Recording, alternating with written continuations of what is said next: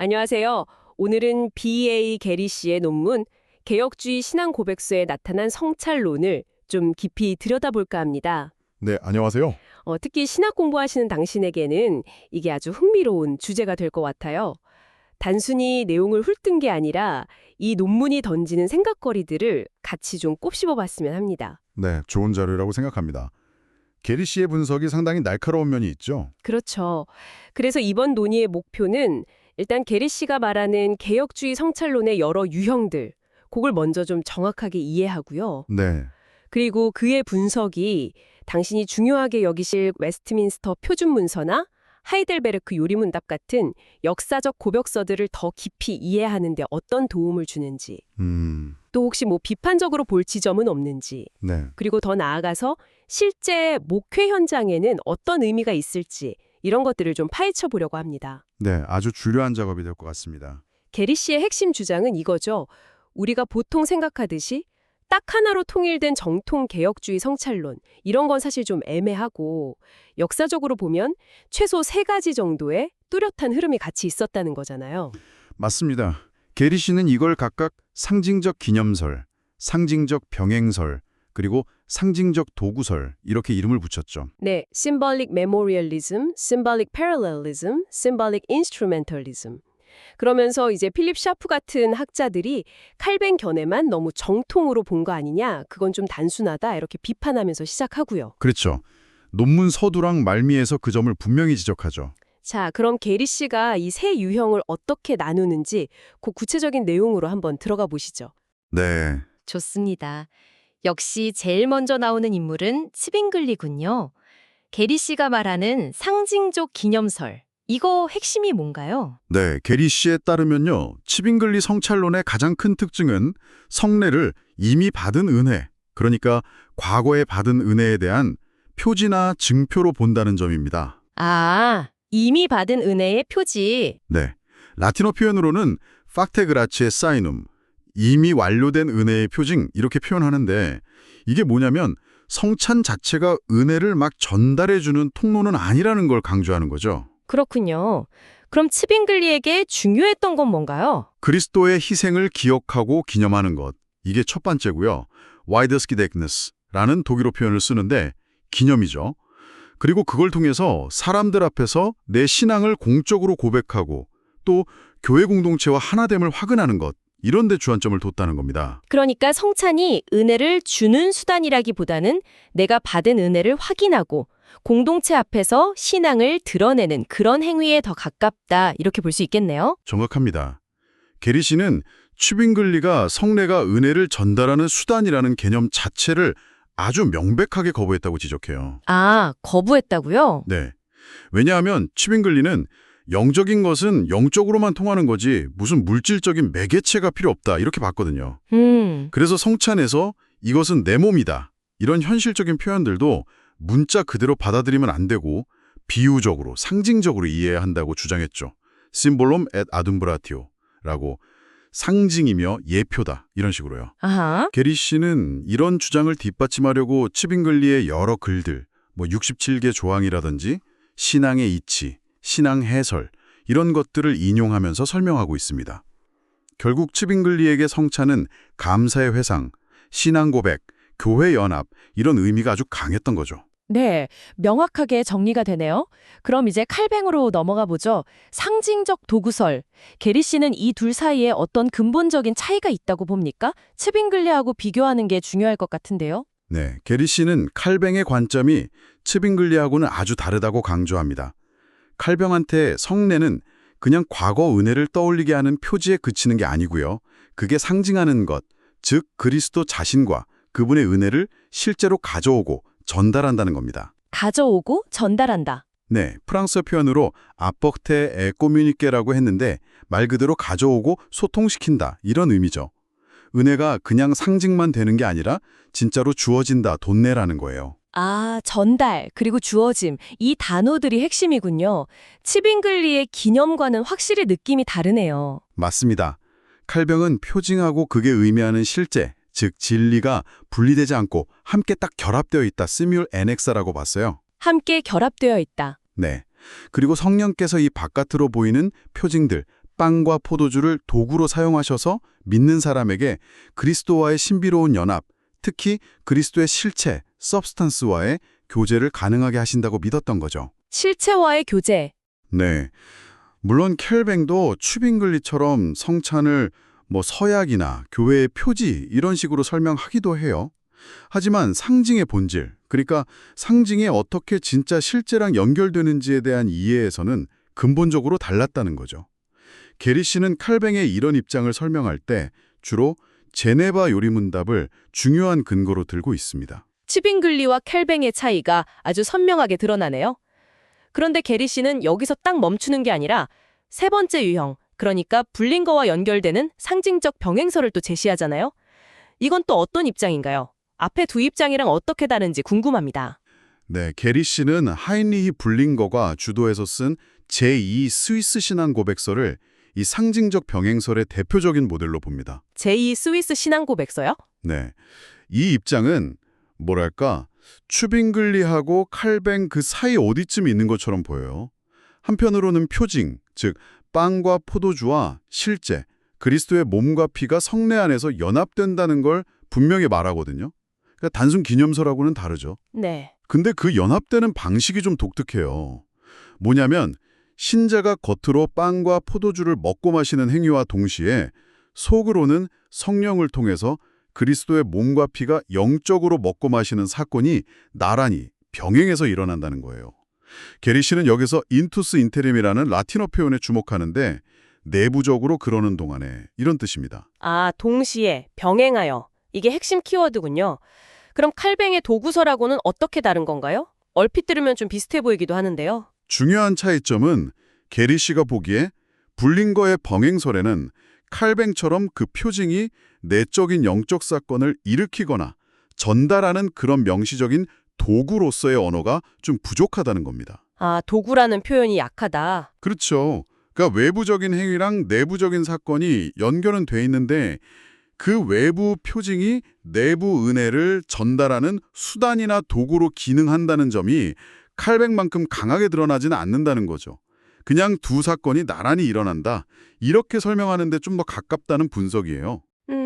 게리 씨는 그 취리히 합의를 통해서 칼뱅하고 불린거가 상당히 의견 접근을 받지만 불린거의 후기 신학, 특히 제2 스위스 신앙 고백서에서는 이런 독특한 병행설적인 특징이 더 나타났다고 보고 있습니다. 흥미로운 분석입니다. 기념설, 병행설, 도구설 이렇게 세 가지 유형이 있다는 게리 씨의 주장을 이제 이해했습니다. 그럼 게리 씨는 이 유형들이 실제 역사 속의 주요 개혁주의 신앙 고백서들에서는 구체적으로 어떻게 나타난다고 분석하나요? 그 논증을 한번 따라가 보죠. 네, 게리 씨는 이제 16세기, 17세기에 나온 여러 중요한 개혁주의 신앙 고백서들의 성찬 관련 조항들을 아주 면밀하게 봅니다. 보면서 각 고백서가 이 세 유형 중에 어디에 더 가깝냐 이걸 분석하는 거죠. 분석 기준은 뭔가요? 주로 성찬 설명에서 기념, commemoration이나 서약, pledge 이게 중심인지 아니면 그리스도와의 실제적인 교제나 전달, communication이 강조되는지 만약 전달이 강조된다면 그 방식이 동시에 일어나는 병행적인 모습으로 그려지는지 아니면 표징을 통해서 일어나는 도구적인 형태로 설명되는지 이런 것들을 살펴보는 겁니다. 네네. 그래서 그 분석 결과를 좀 요약해보면요. 우선 도구설, 그러니까 칼뱅주의적인 경향이 강하게 보이는 고백서들로는 제1 스위스 신앙 고백서, 그리고 칼뱅 경향이 컸던 프랑스 신앙 고백서와 스코틀랜드 신앙 고백서, 특히 스코틀랜드는 아주 강하게 표현한다고 지적해요. 그리고 귀도드 브레가 쓴 벨직 신앙 고백서의 성찬 부분, 또 후대지만 영국 성공회의 요리문답, 그리고 당신에게 아주 익숙할 웨스트민스터 요리문답들, 특히 소요리문답을 꼽습니다. 아, 웨스트민스터 요리문답도요. 네. 이런 고백서들은 대체로 표징을 통해서 그리스도와 그분의 은택이 신자에게 실제로 전달된다. 이 점을 좀 분명히 하려는 경향을 보인다는 거죠. 그렇군요. 반면에 기념설, 추빙글리적인 요소가 더 강한 경우는 주로 좀 초기 고백서들이나 특정 지역 문서에서 찾는 경향이 있어요. 예를 들어 파렐이 썼을 걸로 추정되는 제네바 신앙 고백서, 불린거 초기 견해가 담긴 취리 신앙 고백서, 그리고 레티시의 신앙 고백서 같은 것들을 언급합니다.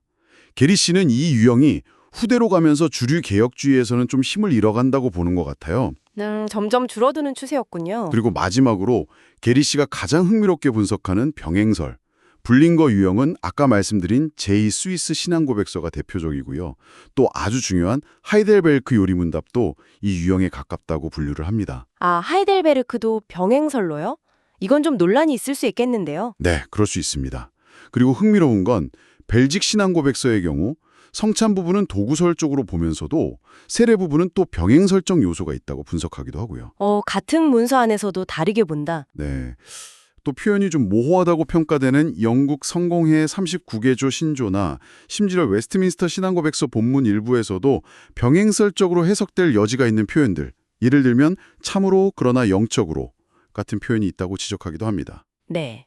뭐 동시에라든지 하이델베르크 79문에 나오는 만큼 확실히 같은 표현들이 이 병행설 유형의 특징적인 언어로 볼 수 있겠죠. 와, 정말 많은 신앙 고백서들을 넘나들면서 분석했네요.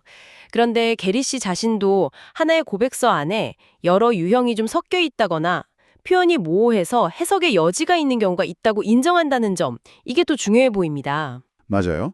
벨직 신앙고백서에서 세례랑 성찬 설명 방식이 좀 다르다거나 웨스트민스터 신앙고백서의 표현이 해석 여지를 남긴다는 지적처럼요. 역사가 항상 이렇게 칼로 무자르듯이 딱 나눠지는 건 아니라는 걸 보여주는 거죠. 그렇죠. 자, 그럼 이제 제일 중요한 부분으로 넘어가 보죠. 그래서 이 모든 게 당신의 신앙 연구나 개혁주의 신앙 고백적 관점에서 어떤 의미를 가질까요? 특히 웨스트민스터 표준 문서나 하이델베르크, 벨직 같은 세 가지 통일 신조를 중요하게 생각하는 입장에서 게리 씨 분석을 어떻게 평가할 수 있을까요? 일단 그의 연구가 주는 좋은 점, 강점부터 좀 짚어볼까요? 네, 게리 씨 연구의 강점 세 가지를 먼저 생각해 볼 수 있겠네요. 첫째는 아까도 잠깐 나왔지만 개혁주의 전통 안에 있던 성찰론의 다양성을 아주 선명하게 보여준다는 점이에요. 다양성. 네, 흔히 개혁주의는 곧 칼뱅주의다 이렇게 단순화하기 쉬운데 실제 역사를 보면 츠빙글리, 불링거, 칼뱅으로 대표되는 다양한 스펙트럼이 분명히 있었다는 걸 보여주죠. 이건 필립 샤프 같은 사람들이 칼뱅견에만 유일한 정통 개혁주의 교리로 봤던 걸 좀 비판적으로 다시 생각하게 만들고요.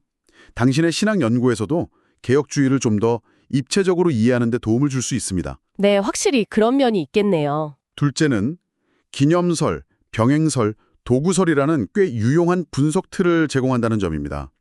이 세 가지 분류가 복잡하고 때로는 좀 애매해 보이는 여러 신앙 고백서들의 성참론 조항들을 비교하고 분석하는 데 실제적인 도움을 줘요. 물론 이 틀이 완벽하다거나 모든 문서를 깔끔하게 딱딱 나눌 수 있는 건 아니겠지만 논의를 시작하고 각 문서의 특징을 파악하는데 아주 유용한 출발점을 제공해 준다고 할 수 있습니다. 복잡한 지형을 탐험하기 위한 기본 지도 같다는 말씀이시군요. 네, 그렇죠. 세 번째 강점은 성찬론의 핵심 쟁점들, 예를 들면 상징과 실제의 관계라든지 은혜가 전달되는 방식, 성령의 역할 같은 것들을 구체적인 역사적 문서나 신학자들과 딱 연결시켜서 설명한다는 점입니다. 아, 구체성이요? 네, 그냥 추상적인 신학 개념들이 아니라 실제 역사 속에서 그게 어떻게 논의되고 표현되었는지를 보여주니까 교리사 연구를 훨씬 생생하고 구체적으로 만들어주죠. 예를 들어 실체, substance라는 개념이 칼뱅한테 어떤 의미였는지, 동시에 시물이라는 부사가 불링거에게는 어떤 뉘앙스였는지 같은 것들을 더 깊이 이해하게 도와주는 겁니다. 분명히 유형은 주요한 여러 개념이 푸는 문제는 없네요. 하지만 어떤 연구든 비판적으로 볼 필요는 있겠죠. 당신의 관점, 그러니까 웨스트민스터 신앙고백서나 세 가지 토일 신조 같은 개혁주의 신앙고백 전통에 좀 더 깊이 서려는 입장에서 볼 때 게리 씨 분석에서 좀 아쉽다거나 약점 혹은 더 논의가 필요하다 싶은 지점은 없을까요? 물론 있습니다. 비판적으로 보거나 혹은 논의가 더 필요한 지점 세 가지 정도 생각해 볼 수 있을 것 같아요. 첫째는 게리 씨가 유형 간의 차이점을 워낙 부각하다 보니까 개혁주의 진영 안에 있던 중요한 공통점이나 통일성을 좀 놓칠 위험이 있다는 거예요. 아, 차이점만 너무 강조해서 통일성을 간과할 수 있다. 네, 예를 들어서 로마 가톨릭의 화채설이나 제세례파의 순수한 주관적 기념설에 맞서서 개혁주의자들은 성찬에서 그리스도와 진짜로 연합이 일어난다는 점, 그리고 성찬의 객관적인 성격, 그러니까 하나님이 제정하시고 역사하신다는 점에 대해서는 상당히 폭넓게 동의했거든요. 설명 방식은 좀 달랐을지 몰라도 공유된 핵심 기반이 있었는데 다양성만 너무 강조하다 보면 이런 공통 분모를 좀 놓칠 수 있다는 비판이 가능하죠. 일리 있네요. 특히 후대의 웨스트민스터 표준 문서 같은 경우는 그 이전의 다양한 논의들을 종합해서 좀 더 통일된 입장을 내놓으려는 노력이 담겨 있다고 볼 수도 있는데 게리 씨의 분석은 이런 측면을 충분히 반영하지 못할 수도 있고요. 네. 또 다른 지적할 점은요. 둘째는 병행설이라는 분류 자체의 독자성이나 유효성에 대한 질문입니다. 과연 이 병행설이 칼뱅의 도구설과 질적으로 다른 독립적인 유형으로 볼 수 있을 만큼 그렇게 뚜렷하냐 하는 거죠. 아, 병행설이 과연 별개의 유형인가 하는 문제군요. 네. 게리 씨 자신도 이 유형에 속하는 고백서들이 때로는 좀 소심한 칼빙주의적, 티미들리 켈비니스틱 특징을 보인다고 인정할 정도로 그 경계가 좀 애매한 면이 있어요.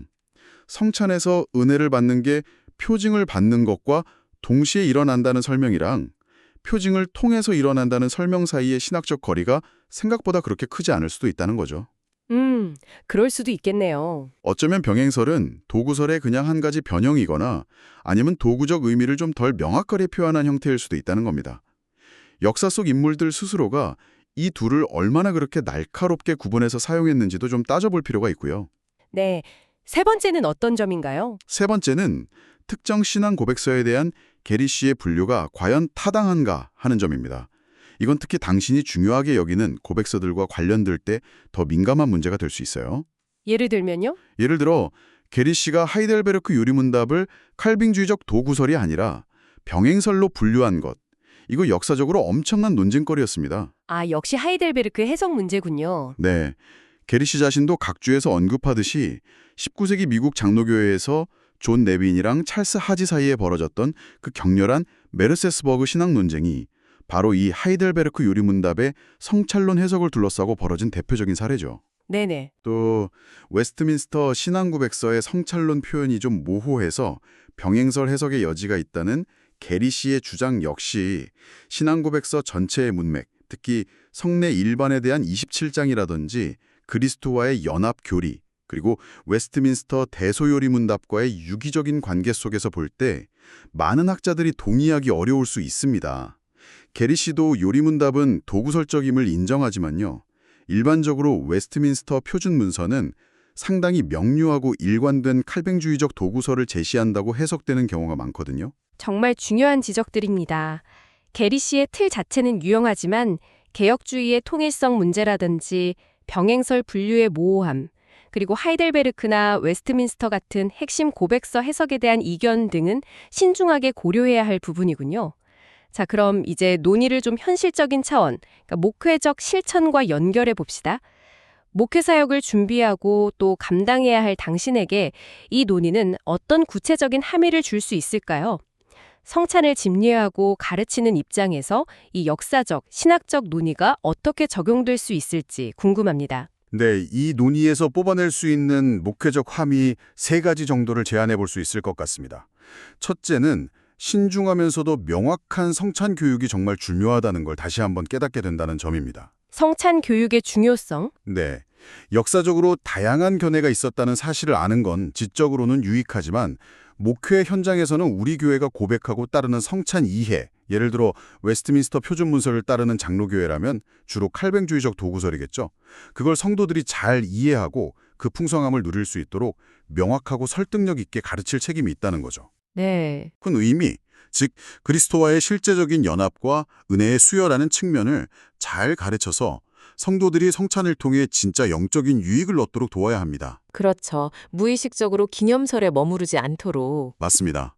두 번째 함의는 성찬을 설명하고 또 경험하게 할 때 선물로서의 성격을 강조해야 한다는 점입니다. 선물로서의 성찬? 네. 성찬은 본질적으로 우리가 하나님께 뭘 드리는 행위이기 이전에 하나님께서 그리스도 안에서 자신과 자신의 모든 은혜를 우리에게 선물로 주시는 사건이라는 거죠.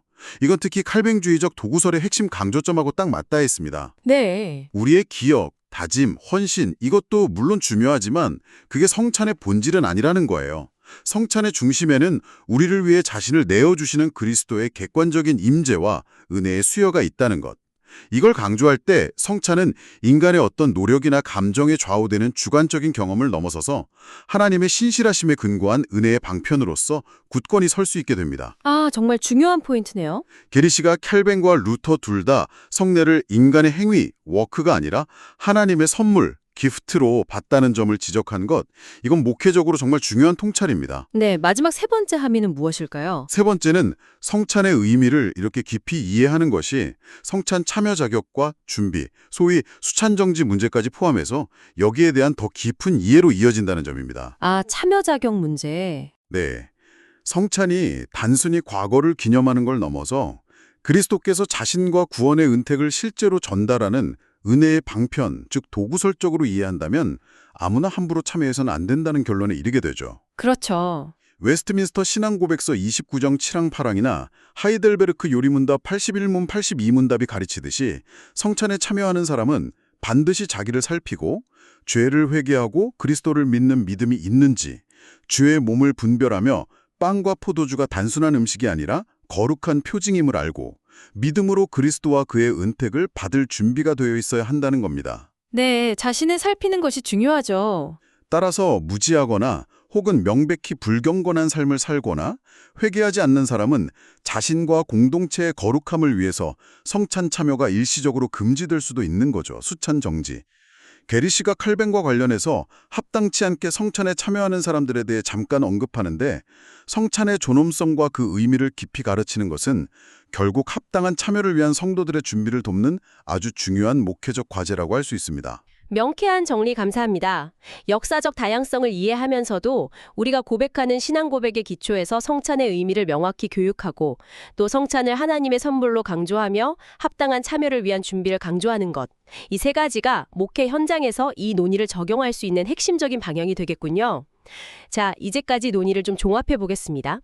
B.A. 게리시는 개혁주의 신앙 고백서들에 나타난 성찬론이 딱 하나가 아니고 최소한 기념설, 병행설, 도구설이라는 세 가지 유형으로 나눌 수 있는 스펙트럼을 보여준다고 주장했습니다. 네. 그의 분석은 개혁주의 내부의 다양성을 이해하는 데는 유용한 틀을 제공하지만 당신의 개혁주의 신앙 고백적 관점에서 볼 때는 특히 개혁주의의 통일성 문제나 하이델베르크, 웨스트민스터 같은 특정 고백서 해석에 있어서는 비판적으로 검토할 지점도 분명히 있었습니다.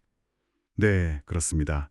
핵심적인 구분점을 다시 한번 요약하자면 성찬이 주로 과거의 은혜에 대한 기념과 미래에 대한 서약에 초점을 맞추느냐, 이게 취빙글리의 기념설, 아니면 외부적인 성찬 행위와 병행해서 일어나는 현재적인 영적 사건으로 이해하느냐, 이게 불린거의 병행설, 그것도 아니면 성령께서 외적인 표징을 사용해서 그리스도 자신과 그의 은택을 믿는 자에게 실제로 전달하시는 은혜의 수단으로 보느냐, 이게 칼뱅의 도구설, 바로 이 점에 있다고 할 수 있겠습니다. 네. 물론 실제 역사적 고백서들은 이 세 가지 유형의 요소들을 좀 복합적으로 담고 있거나 때로는 좀 모호하게 표현하는 경우도 있다는 점도 기억해야 하고요. 자, 이제 정말 마지막으로 당신에게 깊이 생각해볼 질문 하나를 던지면서 오늘 논의를 마무리하려고 합니다. 게리 씨는 논문 말미에서 아주 흥미로운 제안을 하는데요.